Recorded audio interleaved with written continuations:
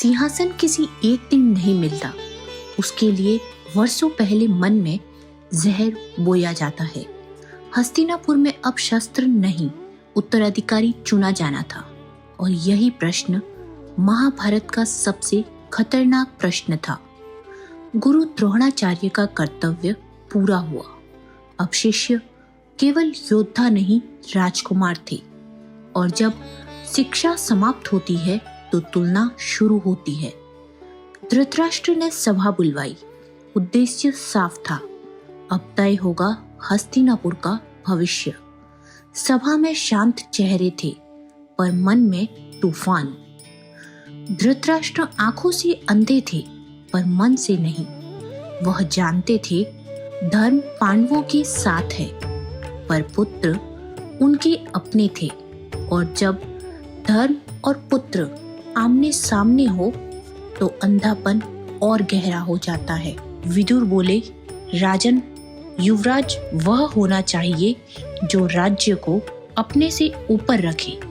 सभा चुप हो गई। यह वाक्य तलवार से अधिक तेज था। दुर्योधन सब सुन रहा था, पर कुछ समझ नहीं रहा था।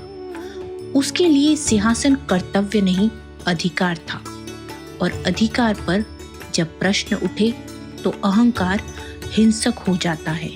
युधिष्ठिर ना सबसे बलवान थे, ना सबसे चालाक, पर वे सबसे न्यायप्रिय थे।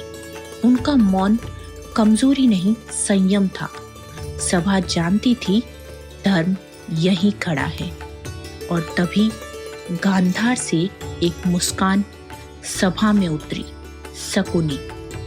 वह युद्ध नहीं चाहता था, वह परिणाम चाहता था। उसने देखा धृतराष्ट्र निर्णय नहीं ले सकते, और यहीं से खेल शुरू हुआ। शकुनी ने कहा, भांजे, अगर आज युवराज तुम नहीं बने तो कल राजा भी नहीं बन पाओगे।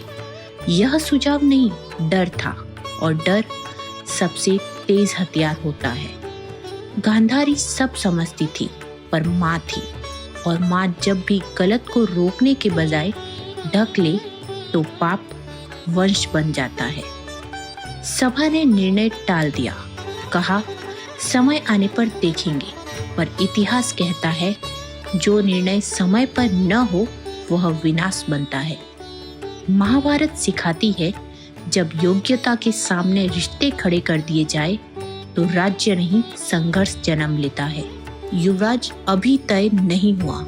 अब शिक्षा की जगह षड्यंत्र लेंगे, और अगला अध्याय होगा जुए की ओर पहला कदम, जब खेल राजनीति बन गया।